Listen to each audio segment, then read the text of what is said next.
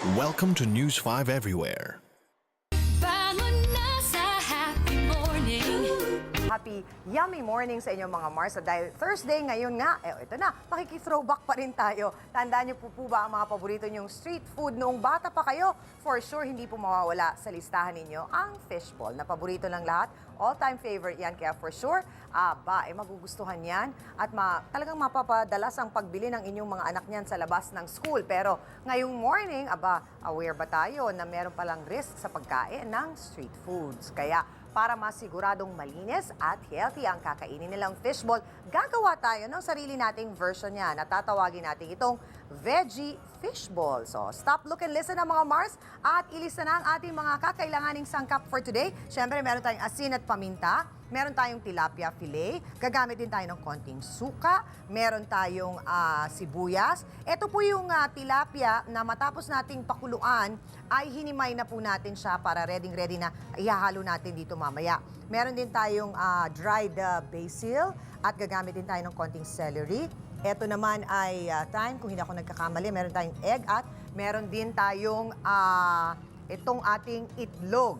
So, ang gagawin lamang po natin ay pagsasama-samahin natin ang ating tilapia fillet sa isang bowl. At ilalagay natin ito kasama rin ng sibuyas at yung pipino at itong dahon ng mint at yung dried basil pala. Oo, nagkamali ako. Sorry. Tingin ko kanina ay thyme. Dried basil siya. So, ihahalo lang natin ito. Kasama yung konting celery. Ako first time kong gagawa po nito, kaya para sa akin parang interesting. Meron palang pwedeng pamalit sa nakasanayan na ng ating mga chikiting na fishball. At ito'y syempre mas healthy kasi marami tayong gulay na ilalagay. At meron talaga tayong sinama na tunay na fish. So mula sa mixture na ito, lalagyan natin ng konting flour. Ilalahat ko na para nasukat naman natin na ito, okay? At yung ating itlog. So pagkalagay ng ating itlog, hahaluin natin ulit para kumapit mabuti at mag-bind yung ating mixture. So huwag natin kalimutan lagyan ng konting paminta at asin para malasa.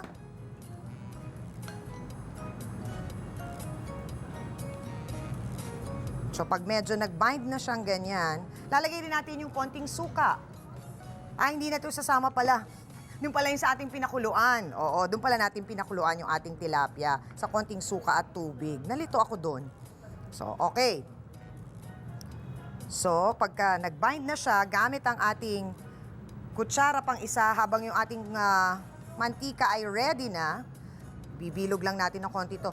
Medyo madikit kasi ito mga Mars, kaya pagka sa kamay natin gawin, baka masyado siyang kumapit at hindi naman siya humiwalay sa ating kamay. O yan, so dahil mainit na, naku, hinaan ko ng konti masyadong malakas dahil umuusok na ang ating mantika. Ilalagay na natin siya at pag nag-golden brown, pwedeng-pwede nyo na pong iserve sa inyong mga chikiting. Tandaan mga Mars, huwag tayong magpapaulit-ulit ng gamit sa ating mga pinagprituhang mantika. Ang problema kasi dyan, posible kasing tirhan ng bakterya yung mga gamit ng mantika. At bukod pa dyan, ang mga used cooking oil ay nasisira or nakakasira ng cells sa katawan na siyang nagiging sanhi po ng cancer. At kung familiar kayo mga Mars sa mga mantikang natutulog o yung mga nagiging solid kapag nasa room temperature, yan daw po mga klase ng mga mantika na sagana sa saturated fats na nagiging sanhi rin ng sakit sa puso. So medyo iwas kayo dun sa mga ganong klaseng mantika. So tignan lang natin.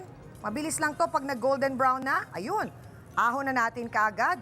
Tapos palitan na natin ulit ng panibagong fishball. So ayan. Pero may mga healthy mantika naman tayo na pwedeng mabili sa mga supermarket. Katulad po, ito medyo may kamahalan lang, yung mga canola oil, yung olive oil, na high naman po sa unsaturated fats o yung mga tinatawag na good fats na may kamahalan. Ito mga Mars, pero ano ba naman yung konting dagdag lang daw sa ating budget, hingin natin sa ating mga mister.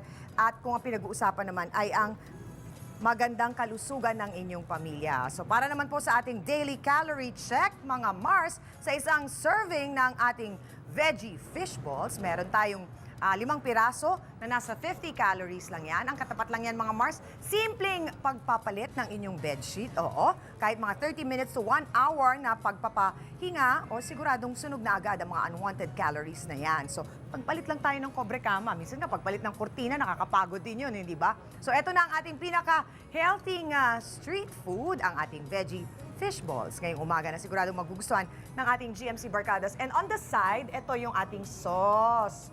Oo, na syempre cornstarch lang ito, suka. Pwede nyo doon gamitin yung suka pala. At nilagyan natin ng konting sili at bawang. Are we gonna attack? Yes, attack. Ay! Sige, magluluto pa ako habang nandiyan kayo.